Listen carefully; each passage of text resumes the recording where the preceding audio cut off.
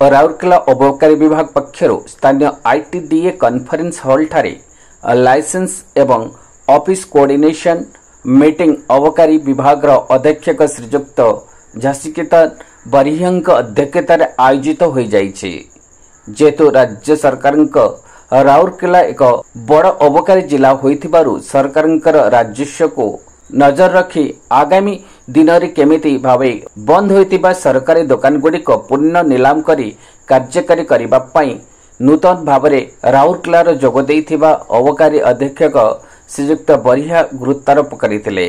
और मध्य मद दुकान लाइसेंस मानक सरकार गाइडलाइन उपरे पर्यवेसित होई दुकान गुड़ी को सुचारू रूपे चलाइबा पई निर्देश देइथिले।